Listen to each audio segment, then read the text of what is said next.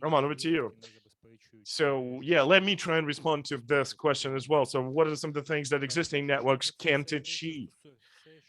So everything that has to do with remote control and remote management of, let's say, fast moving objects, UAVs or self-driving vehicles. You see, the LTE networks experience 15 to 20 millisecond lag, and this is way too much to be able to control systems remotely, because obviously, you have to multiply the lag by two, right? So basically, you have the outgoing signal, then processing happens, and then the signal comes back. So we're looking at 40 milliseconds of lag, right? So in case of UAVs and self-driving vehicles, this is way too much. So speaking of the fifth generation network, well, those networks could be standalone, autonomous. So the ones that are not a sort of a that have not built on top of existing 4G networks, and non-standalone, so integrated networks, right, built on top of existing infrastructure. So the minimum lag is achievable only when using autonomous standalone architecture. So if you look at 5G network development in Germany, and for example, right, so most existing networks are not standalone. So they have been built on top of existing networks, and they can't, in fact, achieve all those things that the manufacturers marketed. And it's only in some areas where those high performance, high output networks actually operate and perform. So yeah, back to your question. So things, fast moving objects, UAVs and autonomous vehicles, where 40 millisecond lag is way too much. And then secondly, anything that has to do with the so-called slicing. So virtual segmentation of networks, in other words.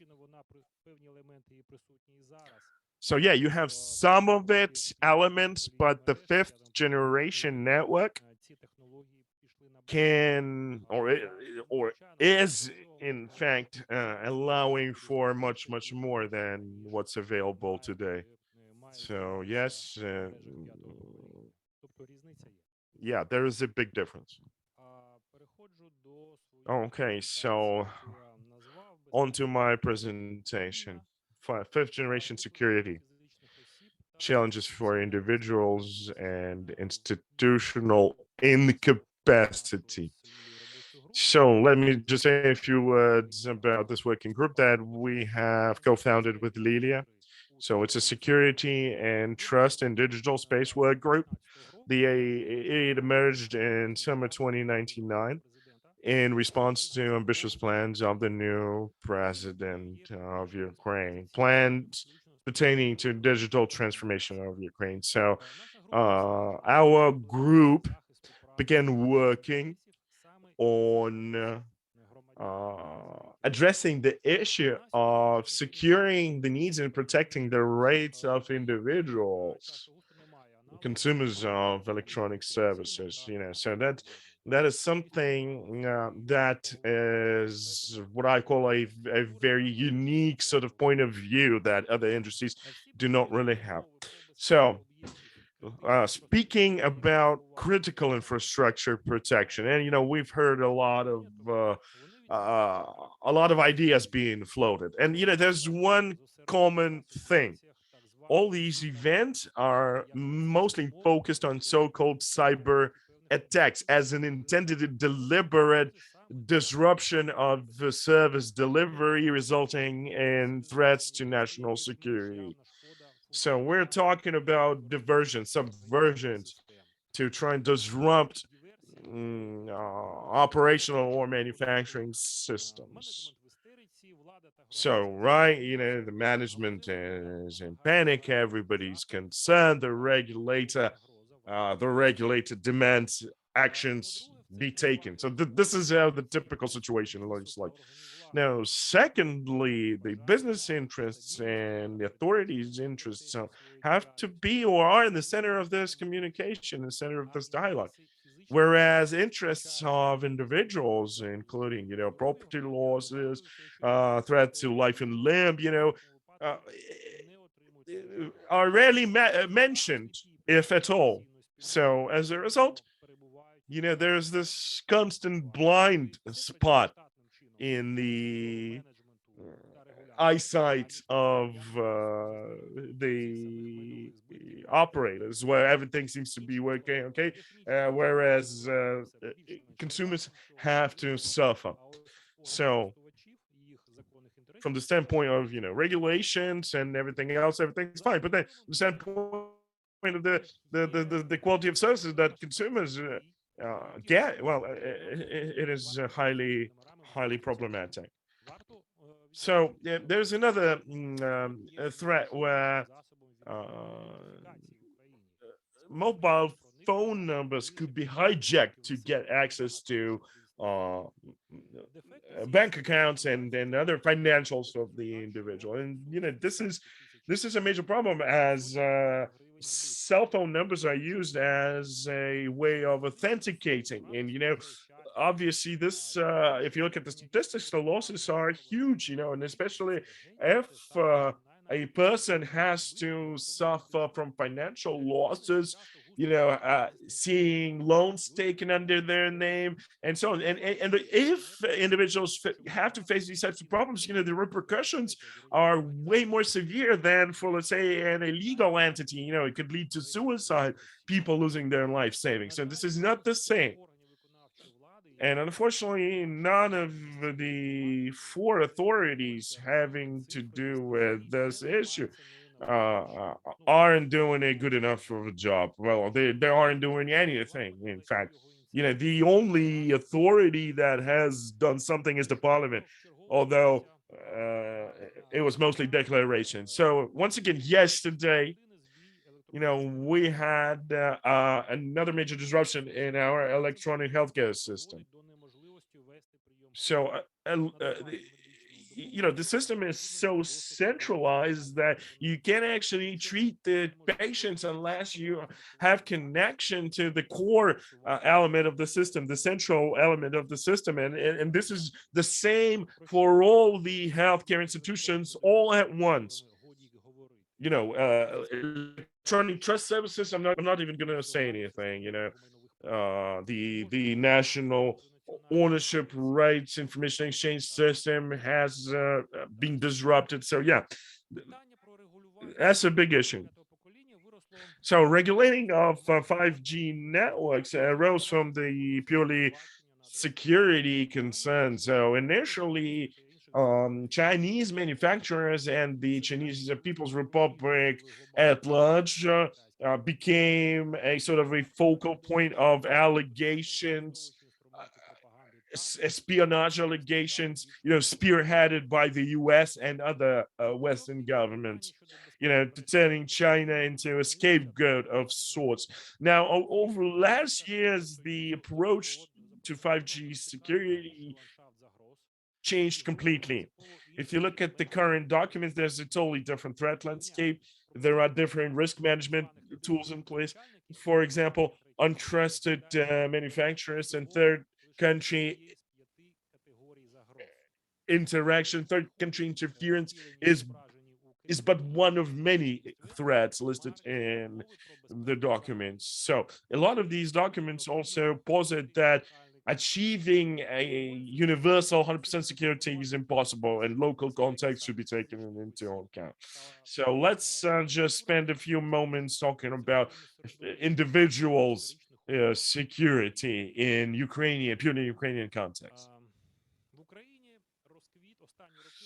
Well, last year has seen a growth of fraudulent call centers, a so-called business uh, aiming to defraud Ukrainian citizens. There are reports of hundreds of such companies that exist and operate without even hiding.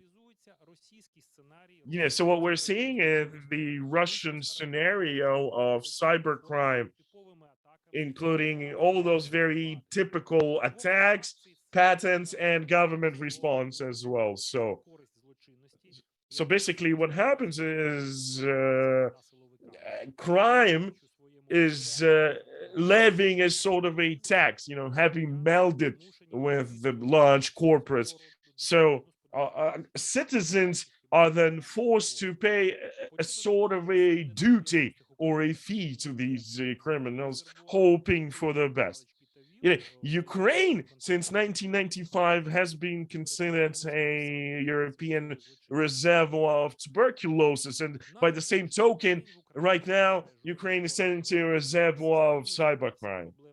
Unfortunately, there are no authorities out there to try and deal with issues the individuals have to face in cyberspace and digital space. So, government interference should include, first of all, collecting data, conducting analysis, conducting modeling and other forms of theoretical insight and inquiry, then provide suggestions and conducting advocacy. What Russia is doing, well, I've been highly skeptical of that. However, in Russia, at least there are some professional analytical materials available, as a result of several studies conducted there. And, the discussion is taking place, whereas in Ukraine, it doesn't. So the fundamental problem of the fundamental problem is maybe best described as this triangle of doom between government, business, and consumers. So in cell phone services and mobile coverage, interests of consumers are not just neglected, they are not even defined, not even described. So, people fail to even realize what those interests are, let alone being able to articulate those interests. So, there are several agencies out there that imitate this activity, but this is it. So it is our job to try and form some meaningful agenda, however difficult that may be.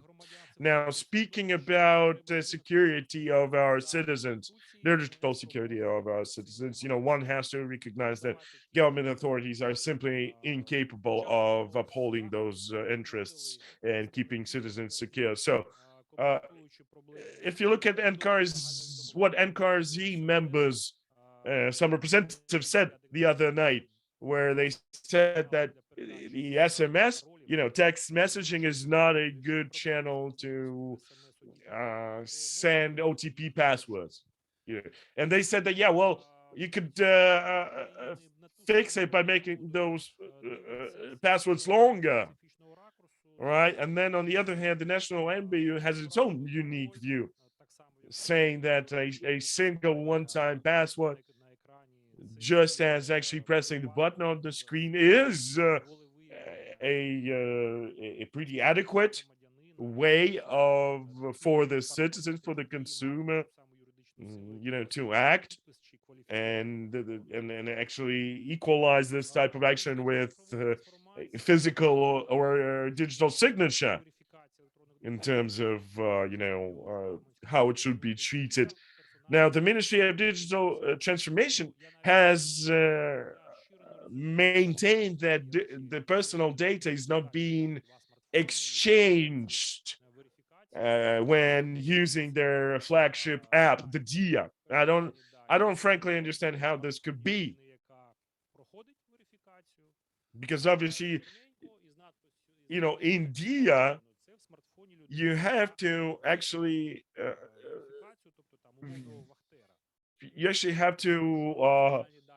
verify your identity to get access to all those digital documents. I don't understand how they can say that the data isn't being exchanged.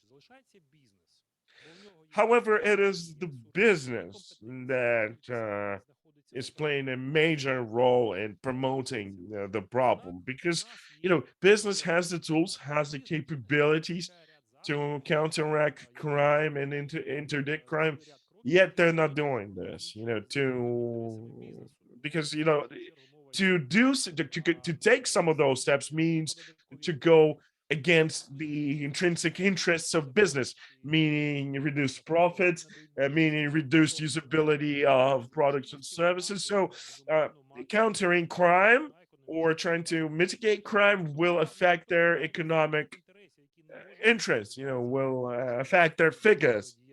So so this is the problem that cannot be addressed from a purely business perspective or position. So the government needs to get involved, the public needs to get involved, because the business has no incentive to try and solve this problem, by coming up with adequate mitigation strategies. So, in summary, I'd just like to point your attention to a quote by European Community regarding 5G network security. And it says here that 5G networks is a combination of infrastructure elements, including components belonging to previous generations. So 5G networks should be understood as a collection of elements enabling the network to exist. In other words, it means it actually makes no sense to consider 5G network security in isolation, because obviously it has to be taken as a part of a bigger whole. На сьогоднішній день питання щодо безпеки найбільш чисельної групи користувачів це стейкхолдерів, а саме фізичні Currently, the issue of security of the largest group of stakeholders, I'm talking about consumers, at least needs some spotlight be shown on it, right? So there needs to be some discussion, and there needs to be some inquiry. The inquiry needs to take place into what could be done, and this needs to involve the government and the business, and because otherwise we'll just have to state that what what what happens is just a blatant display of incapability, especially when dealing with individuals.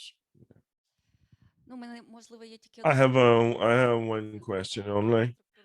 Uh, I mean, I'm involved in critical infrastructure, industrial systems, and obviously, yes, there's a lot of interest in 5G technologies, because obviously it's always more expedient to use wireless technologies, and the latency is very low in 5G technologies. But are there any actual plans to introduce anything like this in Ukraine? Is there interest on the part of the industrial community? Yeah. In fact, yeah, Vodafone Ukraine conducted a very interesting presentation. So they took a bunch of people and they took them on a tour, and they showed them some of their pilot projects. And the one they saw had to do with remote control systems. It was actually built using 4G technologies. They're planning a transition to 5G. So effectively, yeah, we're basically they're managing this remote control systems for heavy machinery working at this huge quarry in Ukraine. So I think they're also pairing up with the DTEC to provide some industrial control systems and remote industrial control systems for this company. So obviously, there are a lot of large industries in Ukraine. A lot of big facilities that are that could benefit from better management, industrial control systems. So yeah, and obviously automation is is something that companies are very much interested in because they're having to deal with lack of talent, with logistics, having to move people around and so on, to manage and run complex machineries. Whereas you could achieve the same effect with the industrial control systems, remote control systems. So yeah, operators are convinced that there is there's a lot of potential in all of this. But the problem is that implementing these technologies costs a lot of money.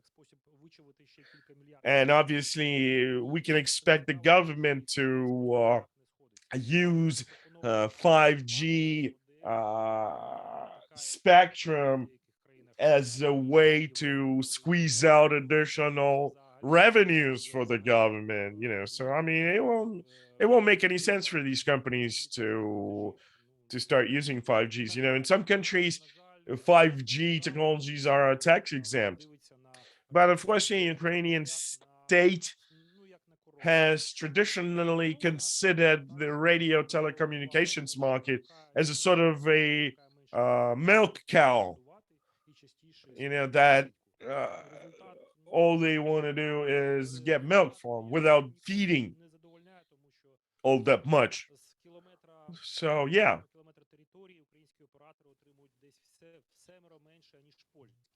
So for example, to give you an interesting stat, Ukrainian operators get or earn 7 times less per square kilometer of covered area than the Polish operators do, right? So it makes very little sense for them. Yes, exactly. Because I agree, and in critical infrastructure, we operate very much uh, in an isolated fashion, building up and creating our own networks, and then all of a sudden, if we need to hook back up to internet, we can't. Yes.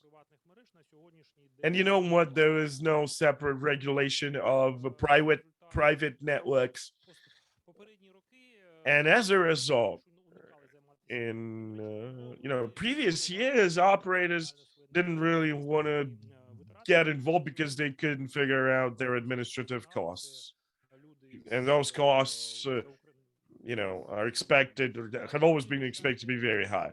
But then when NKRZ became sort of more lenient recently in the last couple of years, and then some that which led to some projects popping up, and hopefully the regulator